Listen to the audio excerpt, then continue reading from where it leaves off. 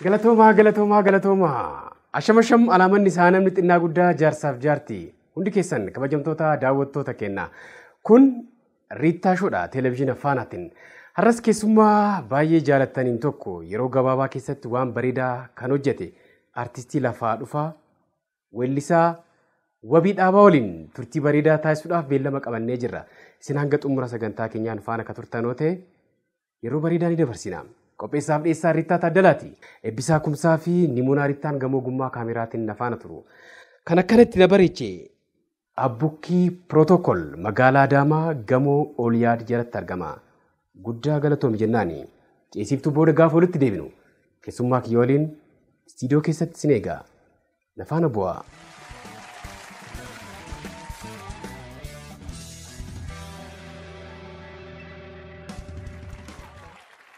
Hajee kabajamtoota daawwattoota keenyaa ceesiftuu booda walitti deebinee jirra. Kan isin daawwachaa jirtan televezyiina Faanaa qophichi Riittaa Shoodha. Keessummaan keenya har'aa yeroo gabaabaa keessatti hojii muraasaan waan bareedaa kan hojjete artistii lafaa dhufaa Wabii Dhaabaa waliin jirra. Wabii Dhaabaa baga nagaa naa dhufte. Ayyee baga nagaa naa fide. Chiirsi haa jennu? Haa ta'u. Ayyee.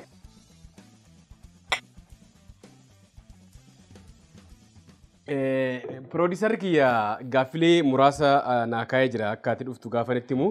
Odeeffannoo tokko tokko ilaaluudhaaf yaallee jirra. Hojiiwwan hojjette keessaa hojiiwwan lama har'a irra caalaa isaan irratti haasofna. Al tokko tokko namni yeroo dheeraa ogummaa tokko keessatti ture milkaa'ina gara duubaarra dhufa. Abbaan carraa mootuu hojii tokkos lamas hojjete battalumatti bakka galma yaadeessan ni gahaa jechuudha. Hojiiwwan ati hojjette sirboonni kee lamaan kanan caalmaatti irratti haasa'uudhaaf barbaadu walaloo fi yeedaloo jabinni isaanii waan bareedaa irratti ni haasofna jedhee yaada. Isa dura garuu biyya yookaan dachee atileetonni babbeekamoo biyya keenyaa weellistoonni ciccimoo Oromoo kan irraa burqan jalduutti dhalattee guddatte. Jalduun weellistoota ciccimoo akka keetii fi oomisha dinnichaatiin hin danda'amne. Dhugaadhaa? Dhugaadha. Gaarummaan salachanuu qaaliidha. Lachanuu qaaliidha. Dinnichis gosa nyaataa hedduuf barbaachisaa. Normaalii caalaan isaa achumami? Caalaan isaa. Qaama keessan gaafa ilaalu xiqqoo ishii jabinni isaa dinnicha kana hojii wal qabata Dhugaadha. Wabii. Qaama qofa osoo hin taane sammuufis baay'ee bareeda. Sure. Sammuun waan amma keessumattuu walaloo fi yeedaloon ijoollee marti gara san jirtan dhugaa dubbachuudhaaf tarii har'a waa'eedhuma keetii haasofna malee namoonni amma maqaan isaanii waamnu ciccimoodha. Ati garuu ijaarsaa fi elektirooniksii kan hojii wal qabatee kan ogummaa itti barattedha. Akkamitti gara muuziqaatiitti seenedhee gaafan gaafadhu waan dhaga'e tokkoon jira. Televezyiina, firiijii wantoota gurguddaa kan elektirooniksii baratte waan ta'eef yeroo hojjettu teebbii wayii bakka hojjechaa jirtutti kaasettiin ciniinina fakkaata. Achirratti sagalee sirbaa yookaan hin taane gaafa dhaggeeffattu teebbichas cabsite. Kana achi immoo ani weellisuuf jalqabuun qabeettee gara ogummaa aartiitti seentee nama dhugaadhaa? Informaashinii si dhaqqabe guutuu miti. Jallisanii natti himan. Jallisanii Kan baratte garuu isuma. Elektirooniksii fi elektirishaaniin gargari. Wanti eebbifamee yeroo muraasaaf ittiin hojjedhe building electrical installation jedhama. Good. Itti hojjetteettaa? Yaa waggaa lama kaampaanii guddaa gift real estate jedhamu keessa hojjechaan ture. Mana qabdaa achi? Mana yaadaa.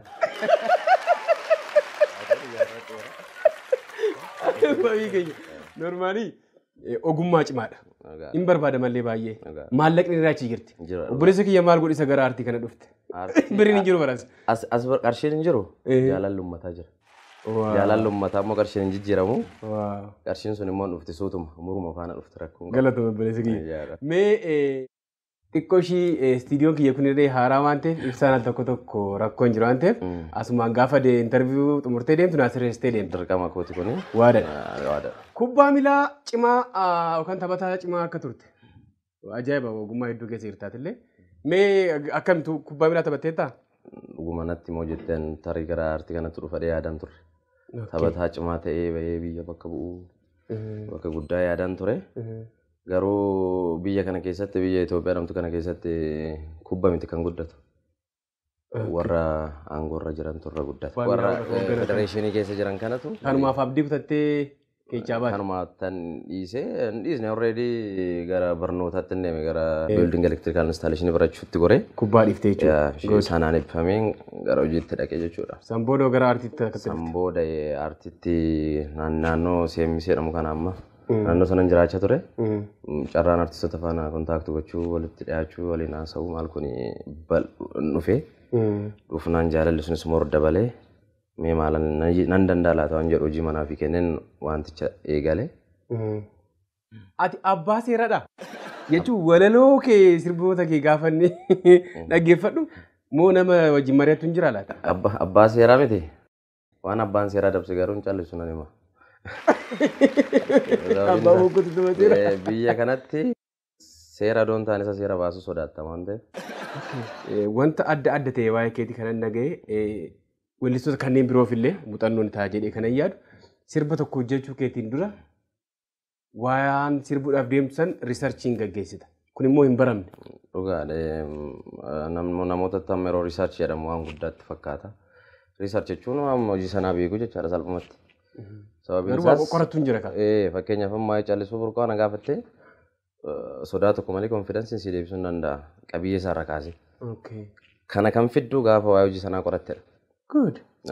Garuu yeroo tokko laallaa akkuma sitti fakkaatetti aayidaa walaloo sii dhufeef qofa hin hojjettaa ta'e hojichi yoo baay'ate torban tokko yookaan ji'a tokko dhaggeeffatamaa hin ce'u.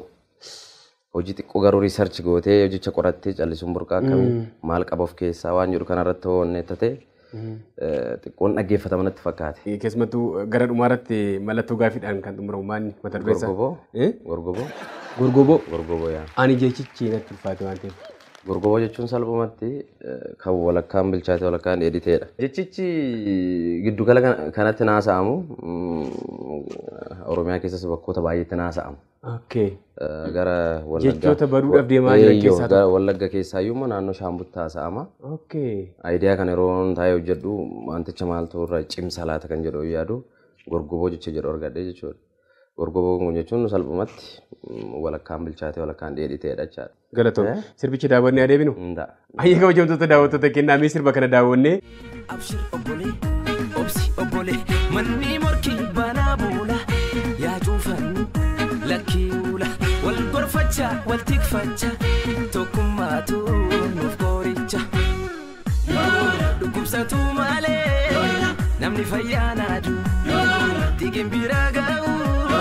Bakka garaa yaadu lafti qonnaan taane migiggeen dureessa ofii gaddaa qomoo koree dhoqqee keessa galaana guddaa daakuu yaalini hidhimtee haftaa osoo hin jayini hiddaan jabeessaa qe'ee jarana ufta akka seennee loo'ee sarana dheedhii bilcheessuudhaaf bilchaata humne biqiltuu hedduu kichuutti dabne kan argannerra kanaaf ejjaala yoo wal dhaggeeffanne tabba baana.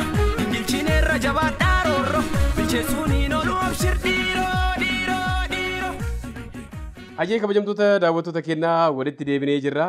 Sirboota kee keessatti jechoota kan dagataman kan fakkaatan hedduun ni jiru baay'ee jajjaboo kan ta'an. Migiggeen maali? Migiggee jechuun lafa suruma qotamee midhaan kennuu hin dandeenyedha. Jechoota kana giddugala kanatti fayyadamu. Naannoo Shawaa kana. Fayyadamu harka caalummoo kan namni baay'ee sammuu namaa keessa jiru borqii borqoqqaa waan jedhu kanatu sammuu namaa keessa jira. Lafti borqiin midhaan hin baasu jedhanii waan yaadantu jira. Jechi migiggee jedhamu kun irraanfatamaa dagatamaa jira already. Yeroo jechitti yaadu jechicha ibsuu maaltu danda'a laata? Keessaayyuu immoo akkuma ati jettee jecha dagatamaa jiru kana. Sababiin isaas migiggeen afaan Oromoodha. Garuu irraanfatamaa jira. Kan keenya qabeenya keenya irraanfatamaa jira waan ta'eef namni ittiin naasochaan already du'aa jira waan ta'eef wanticha yaadatan akka hojiitti makee jechuudha namoota baay'eetiif hin galle walaloodhuma mana rukuchiisuuf waan galitti fakkaata. Al tokko nama gorsuudhaaf umuriin yookaan jaarsa ta'uun akka dirqamaatitti namni ilaalu ni jira. Ana dabalatee jechuudha. Edaa umurii kanatti illee abbaa feete gorsuu hin dandeesse ispeeshaalii aartiidhaan. Akkaataa ani hubadheen anaanis ofii keetillee namoota hedduu bifa aartiidhaan sirriitti gorsiteetta. Guddaa galatoon. Garuu gadaan Oromoodhaaf qofa osoo hin ta'in addunyaadhaaf gaaffii hunda akka deebisu hin beekama. Sirba kee kana keessatti gadaa deebisaa. Isa kan baasa. Mee maal jechuudha? Gadaa deebisaa jechuun already gadaan erga cabee jaarraa tokko falakkaa ta'eera. Gadaa saammanuti abbaa gadaa maal jennee ammoo waamnu kana osoo hin taane sirna gadaa suma sirrii. Sababiin isaas jaarraa 16ffaa dura Oromoon akkam akka ta'e arguus baanu viidiyoon isaas jiraachuu baatu seenaa dhagaa dubbisaa guddan. Sirna jabaa sodaattamaa baay'ee kabajamaa ture Oromoon sirna jabaa waan qabuuf jaarraa sana booda jaarraa 16 booda garuu cabeera. Akkanatti fakkaatutti furtuu waa mara.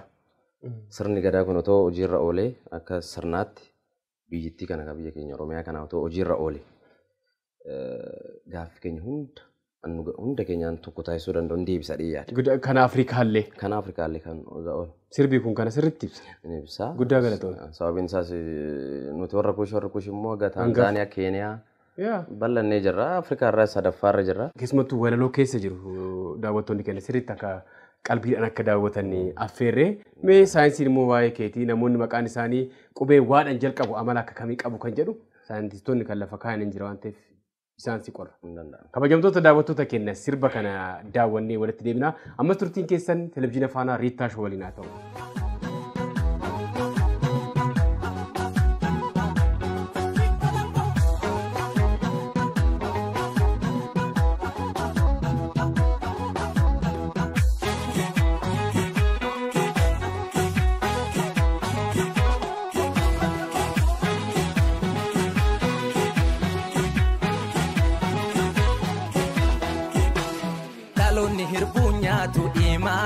Sababalla yoo tures galmaan keenya kayyoo gootota garra qabdoon deemu namni wayyaa daare namni qalbii daare rafeen beeku namna lagaa nyaare sabna lagaa nyaare qabdoon deemu namni wayyaa daare namni qalbii daare rafeen beeku namna lagaa nyaare sabna lagaa nyaare itti tatammalee jalli garbaare ichirra tammalees barri darbaare.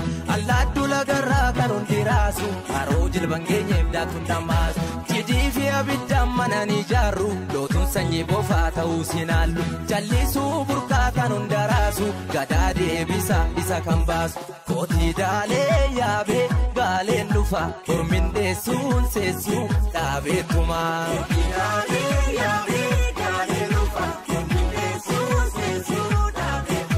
Kootii daalee yaabee gaaleen dhufa hormin deessuun seessuu dhaabeettumaa.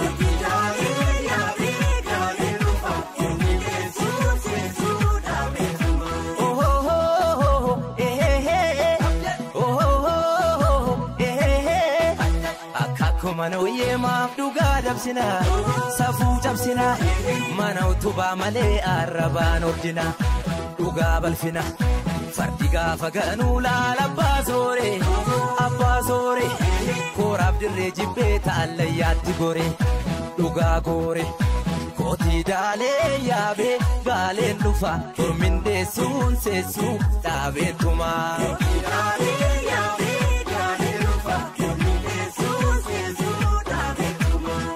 Daalee yaabee gaaleen dhufa hormin deessuun seessuu dhaabeettumaa.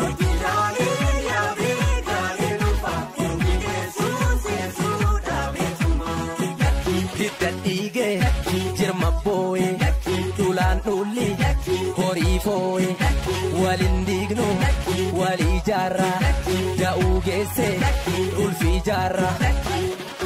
Wacaan injiguu manni gadaa nutubee dhugaan indabuu abbaa bokkuu tutume. Wacaan injiguu sirni gadaa jaranaa callisuu burqaa fila gadaatu falaa. Sirna gadaatu falaa. Ila gadaatu falaa. Sirna gadaatu falaa.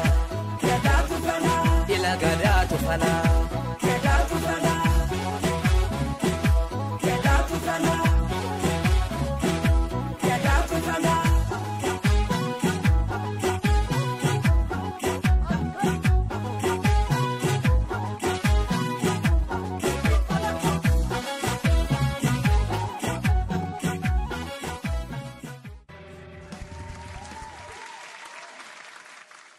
Hayyee kabajamtoota daawwattoota keenyaa ceesiftuu booda walitti deebinee jirra.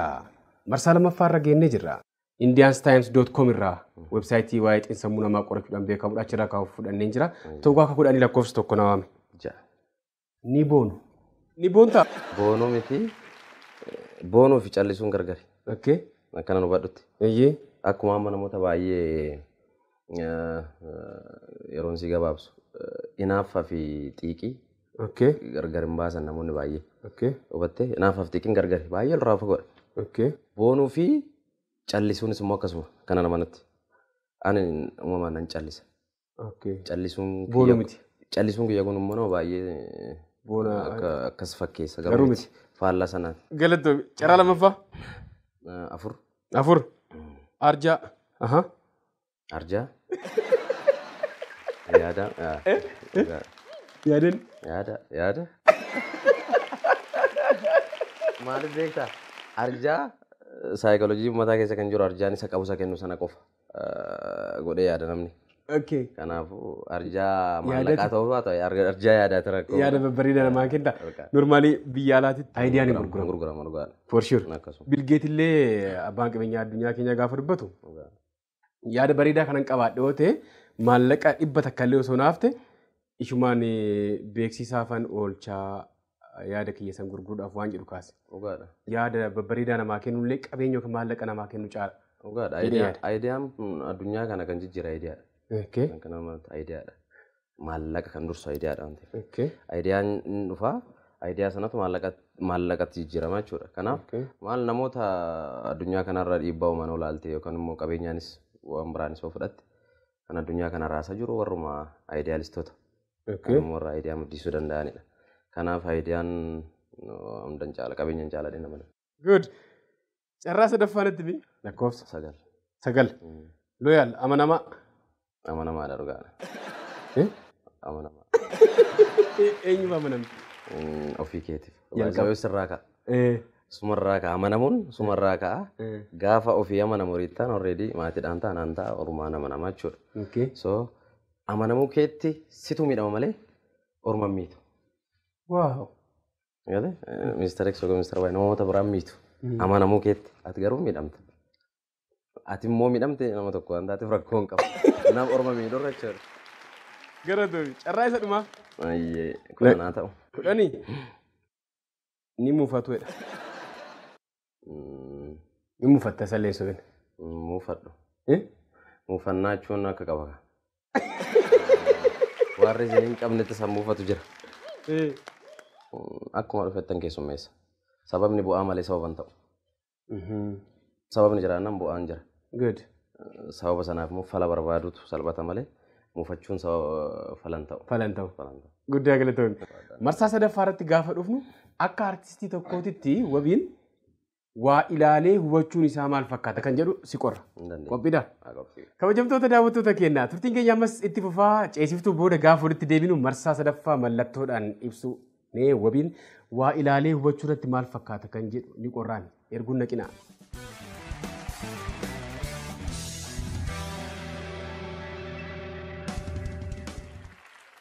Hayyee kabajamtoota daawwattoota keenyaa ceesiftuu booda walitti deebinee jirra. Marsaa sadaffaa irratti argamnee jirra. Riittaa Shoo televezyiina faanaatiin daawwachaa jirtan.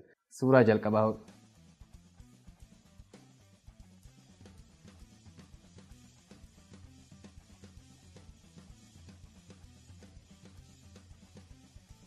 Baayibilii kan barreesse Oneesimoos.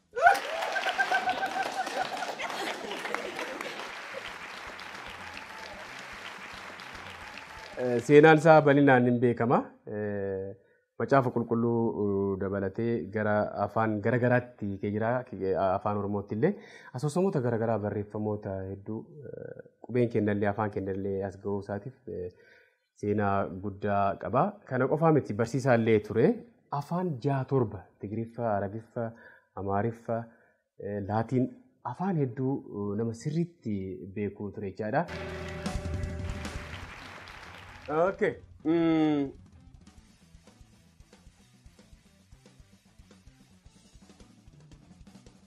Atileetii? Biyya keessa maal? Abbabaa Biqilaa. Ayyee. Sudini. Ayya kisi tara agarsiisa jedhu.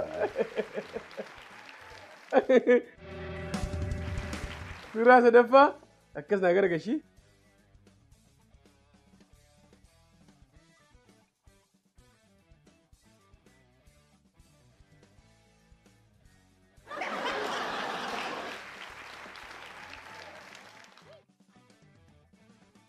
Kita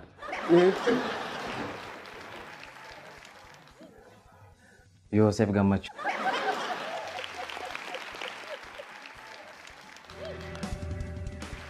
Suuraa isa xumuraa.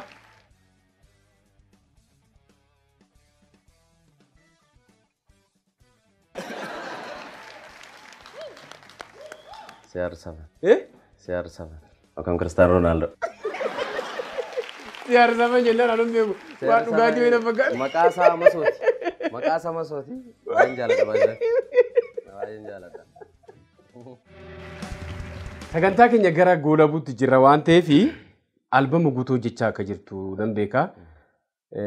Hojiiwwan lamaam sadi kan hin dabarre hojjettee akkasitti fudhatamaa fi jaalatama guddaa argattee gara fuulduraatti hojiiwwan gaafa daddabaltu aartii kana afaan kana garamitti akka guddisuudhaaf dandeessu abdii guddaa sirraa qaba waan ta'eef maal hojjechaa jirta? Rakkoon jiru hoo maalinni? Rakkoon jiru beekamaadha. Rakkoo isaarraan ka'u. Akkuma ati jette albama already galeera. Albamni dadhabbii hedduu qaba. Humna hedduus gaafata. Garuu immoo sababa laaltee bu'aa isaa sodaatta taanaan immoo rakkisaa sababa bu'aan dhufaan ta'eef dadhabbiin anuma jirudha. Albama tokko xumuroon xiqqaatee sarboota 15-20 ta'uu xumurtee sana keessa albama keessa filtee hin baastu waan ta'eef humna hedduu gaafata. Tarii ammatti wabiin barata waan ta'eef humna ittiin albama jechuu qabaachuu dhiisuu danda'a. Rakkoo maallaqaa hin jiru. Maallaqaa inni ana qofa miti. Ana qofa osoo hin taane akkuma artiistii Oromoo maraati. Ani yeroo baay'ee miidiyaarra artiistoonni ciccimoonis hedduun kaasaa waan turaniif wanticha dabaluun ta'in malee artiistii Oromoo fi abbaan qabeenya Oromoo waliin beeku natti fakkaata. Sababiin isaas amma biyyoota East Afrikaa kan olaalte amma hedduu isaanii nan hordofaa hojii isaanii sanan laala waan ta'eef Naayijeriyaa, Koongoo, Gaanaa maal kan olaalte koolaaboreet godhu weellistoota alaa faana. Mana Justin Bieber akka DJ Khaled warroota ala jiran kana faana koolaaboreet godhu. Koolaaboreet gochuuf biyyi sun bakka weellistoota Naayijeriyaa ta'e fakkeenyaaf weellistoota Naayijeriyaa sana bakka buutee kaffaltiif yookaan DJ Khalediif yookaan Justin Bieberiif jechuudha. Hubattee hagana sayyuu doolaara. Hagana artiistiif bakka qaba mootummaan biyya sana. Keenyatti of iddoo wantichi artii kana deeggaruu mitiiti akkanatti fakkaatu. Taadaaf turizimii irra kan jiran iyyuu anuma weelluu jaalatan natti fakkaatu. Hubadhu amantiinis ta'uu danda'a tarii. Achis sirrachuu qaba dhiyoo waan yaaduu fi akka carraa ta'e yeroo wayiif akkas waggaa lama gara Suudaan kanan ture. Achitti maalaan hubadhe beektaa? Yoo xiqqaate teleekoomii 3-4tu jira. Carraan saantima salphaadhaan fayyadamuu kee dabalaa deema. Hubattee fakkeenyaaf majjaan jedhama guyyaa tokkotti qarshii tokkoon bittaa sa'aatii 24 viidiyoo kee ilaalaa ooltaa jechuudha qarshii tokkoon. Hubattee kana jechuun reettaaf Mr. Xin yookaan Mr. Y ilaaluun kan qabu atumtuun kee ilaalte yuutuubii irraa hojjechuu dandeessaa jechuudha. Teleekoomiin illee akka nu gargaaru qaba. Gargaaru qofa osoo hin taane teleekoomiin bal'achuu qaba. Bikaas tokkitti Itiyoo teleekoomii jira. Teleekoomiin baay'achuu qaba 3-4. Yeroo baay'atu carraan yuutuubii irra ilaaluu keenya bal'achaa deema. Gara keenyatti gaafa deebinu abbaa qabeenya Oromoo biratti waan nuffame roos hin jedhu artiistiin kan nuffe. Proomisi jechuun ngoona kan ngoona ittiin gargaarra waadaa. Cincinaa dhaabannaa. Waadaan biddeen hin ta'u. Hubattee yoo waada sana hojiitti hiikte hojiin bareedaa hojjetamee ba'a. Ana asirratti waan bareedaa ta'e tokko sii kaasaa. Guutuu Oromiyaa irratti osoo babal'ate. Artistii tokko deeggaruu jechuun abbaan qabeenyaa tokko sabaaf nan yaadu yookaan immoo aadaa, duudhaa, afaan keenya. Nan jaaladha hoo jedhe kallattiin waan nan jaaladhe san itti guddisu keessaa tokko artistii keenya deeggaruudha. San jechuun uummata Oromoo artii isaa calaqqisaa akka guddatuuf kan addunyaaf akka ifamu gochuu keessatti gahee bahee jechuudha. Abbootiin qabeenyaa naannoo Adaamaa fi Finfinnee waan bareedaa ta'e tokko jalqabanii jiru. Weellisaa waan bareedaa jalqabbii bareedaa agarsiise tokko akkaataa isaan maaliif abbaa qabeenyaa tokkoof maallaqni yoo tariitti baay'achuu danda'an ta'eef 3-4-5 ta'anii walitti gurmaa'anii sagantaa akka koonsartii wayii xiqqoo ishii godhanii walistoota hedduu yeroo 2-3 fa'aa haali isaanitti deeggaran hin jira. Maqaadhaan tarii galata galchuun isoo barbaachisaa ta'e obbo Gizaachoon jiru, Laggasaa Kebeekiin jira, Jaamboo Jootiin fa'aan jiranii weellistoonni fi abbootiin qabeenyaa tokko tokko gurmaa'anii ijoollee lafaa dhufan haali isaanitti jajjabeessaa jiran jira. Kun waan bareedaa waan ta'eef jajjabeeffamuu qaba jedhee yaada. Amma akka ergaasitti kan nuti kaafnu abbootii qabeenyaa Adaamaa Finfinnee qofa jiranii miti. Abbootiin qabeenyaa Harargee jiran, Arsii jiran, gara Amboo, gara Wallaggaa jiran, gara Salaalee jiran waan kana akka muuxannootti fudhachuu qabudha. Ispeeshaalii amma naannoo Iluu kana, naannoo Wallaggaa kana hin hojjetame. Naannoo Gujii kana akka Afrikaatti tiriitimii ajaa'ibaa bakka jiru. Hin hojjetame. Weellistoota gara fuulduraatti osoo deeggarsa argatan iddoo guddaa ni ga'u jennee yaadne keessaa tokko si waan ta'eef siinillee si ilaaluu qabu. Akka heerumsaatitti nuti kan gochuu dandeenyu ibaluun jalqabii bareedaa irra jira waan ta'eef ilaalaan jedhanii dhiyeessuudha uummatatti. Kabajamtoota daawwattoota keenya turtii weellisaa wabii dhaabaa waliin taasifne kana fakkaata ture. Torban keessummaa kabiraa taphoota babbareedoo kanneen birootiin walitti deebina. Hanga torbanii horanaa bulaa.